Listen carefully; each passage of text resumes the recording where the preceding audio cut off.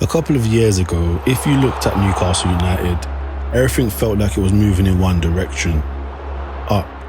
Champions League football, a trophy finally back on Tyneside, some of the best players Newcastle has seen in years, one of the richest ownership groups in world football, and there was a feeling that Newcastle weren't just having a good moment, they were building something. But look at them now. Sandro Tonali gone to Tottenham, Anthony Gordon gone to Barcelona, Alexander Isak had already left for Liverpool the summer before, Kieran Trippier, one of the first major figures of this whole Newcastle era, has also gone, and now captain Bruno Guimaraes is on the verge of becoming an Arsenal player after Newcastle agreed a 75 million fee. Then almost unbelievably, Eddie Howe has gone too. So you have to ask yourself this question: what exactly is happening at Newcastle United? Because this doesn't look like a normal summer rebuild anymore. This looks like the end of one Newcastle team and potentially the beginning of a completely new project. And for the Jordy fans, I think that's what makes it so strange, because these aren't just random players leaving. These are the players who represented the transformation of Newcastle.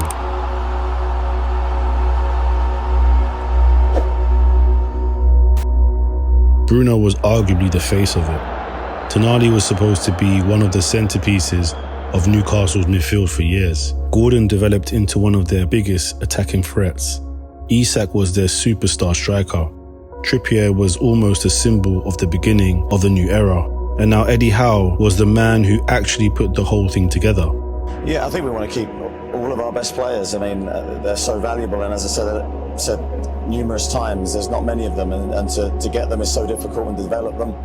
So when you have them, you want to keep them. He took Newcastle from relegation battle, got them into the Champions League twice, delivered a League Cup in 2025, ending the ridiculous 70-year wait for a major domestic trophy. And now, little more than a year later, so much of that has disappeared. The Tonali deal is obviously huge business financially.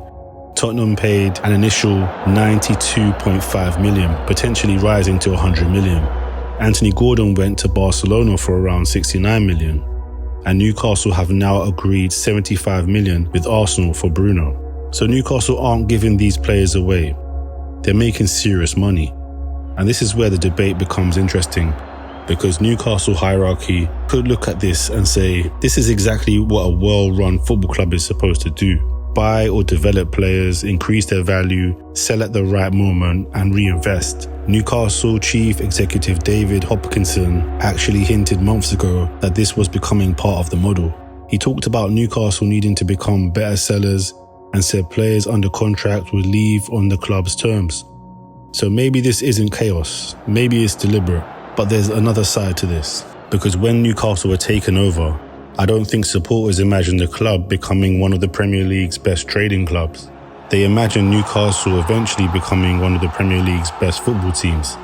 And those aren't necessarily the same thing, especially when the players you're selling aren't fringe players, they're your stars.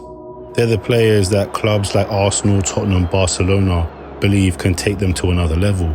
And that's where, if you're a Newcastle supporter, you probably start asking, why are all these clubs building their futures using players that were supposed to be a part of ours? And this is where Eddie Howe leaving becomes really important. If Newcastle was simply refreshing the squad, you could understand it. Players come and go, managers eventually move on, and football changes quickly. But Howe's departure appears to have been more than just results. Sky Sports reported that his decision came after a discussion with the Newcastle hierarchy, while other reporting around the club has pointed towards a growing change in recruitment philosophy. The Newcastle Eddie Howe built was designed to compete now. Bruno Guimaraes, Sandro Tonali, Anthony Gordon, Alexander Isak, Kieran Trippier, these weren't just speculative investments. They were footballers brought in to drag Newcastle into the Champions League and keep them there. But Newcastle's recruitment this summer feels very different. They're buying younger, they're buying potential, they're buying players who could become stars rather than players who are already stars. And there is nothing automatically wrong with that. Toure is a really exciting example. Newcastle paid around 42 to 43 million for him from Hoffenheim. He's only 20.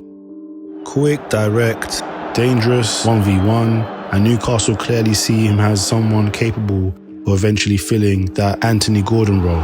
And then you've got Bamba, another 20-year-old, a midfielder arriving from Monaco for roughly 35 million. Sean Sturr comes in from Ajax, he's only 18.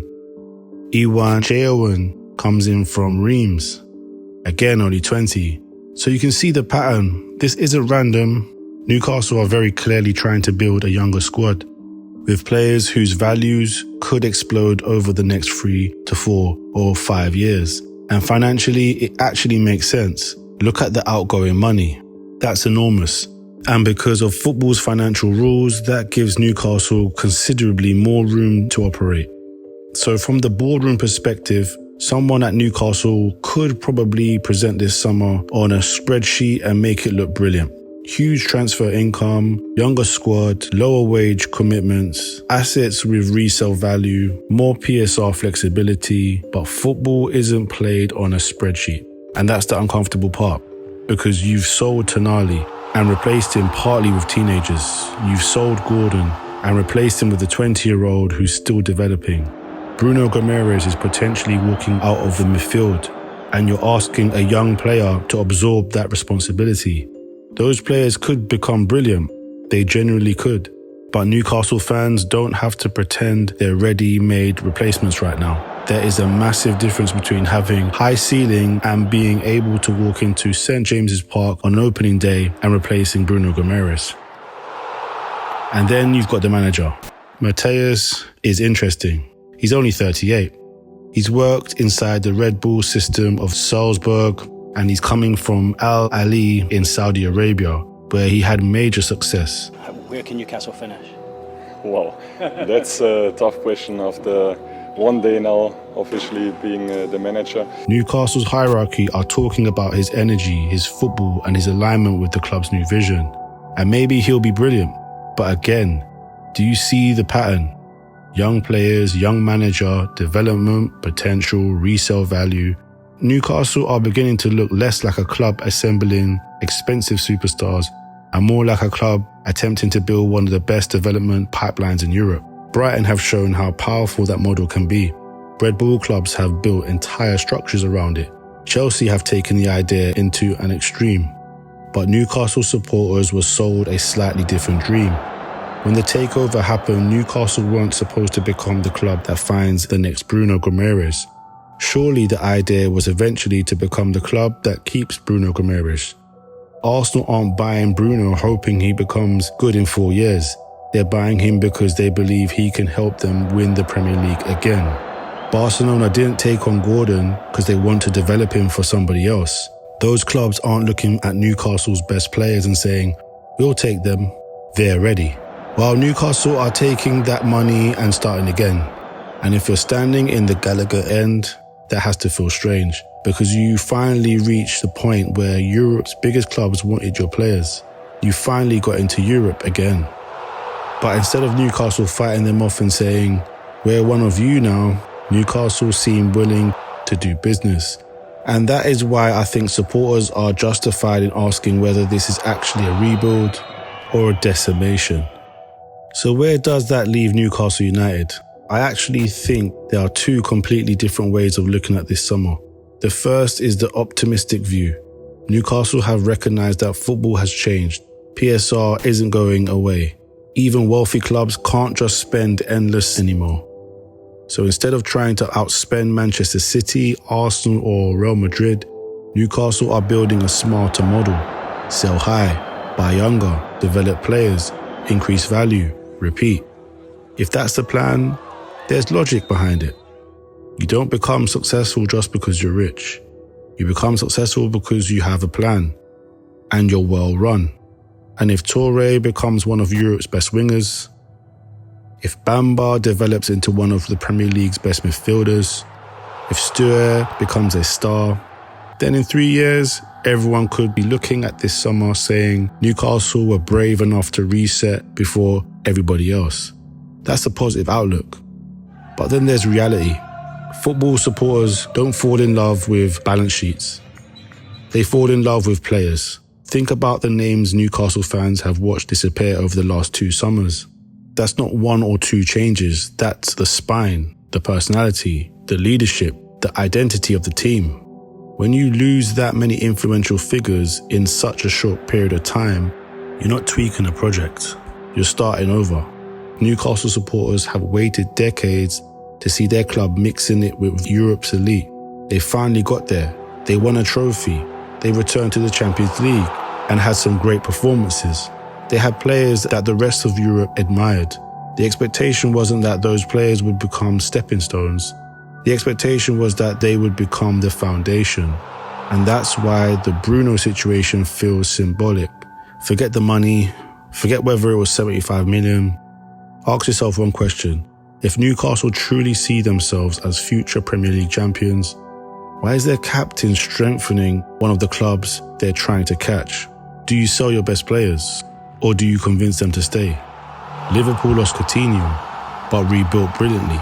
Tottenham sold Bale and rebuilt eventually. Brighton almost expect to lose stars every summer, but they have a plan. Newcastle never sold this dream as becoming another Brighton. The ambition always felt much bigger than that. Now, to be fair, this story isn't finished. Mateus hasn't managed a competitive game yet. The transfer window isn't over. The young signings deserve time. Some of them might even become absolute superstars. Football has a habit of making today's panic look very silly a year later. But equally, football also punishes clubs that underestimate what leadership, chemistry, experience are worth. Replacing talent is difficult. Replacing belief is even harder. And that's where the Jordy faithful come in. Because if there's one fan base capable of carrying a football club through uncertainty, it's Newcastle's. St James's Park will still be full, the noise will still be deafening, but support doesn't stop people asking difficult questions. Has this ownership simply adapted to modern football? Or have they quietly changed the entire mission? Is this a smart rebuild? Or is Newcastle becoming one of Europe's biggest talent developers instead of one of Europe's biggest contenders? Maybe this will be remembered as the summer Newcastle stopped building around elite players and started building for the next sale. Because right now, that's the debate every Newcastle supporter is having. And until this new team proves itself on the pitch, it's a debate that's not going away anytime soon.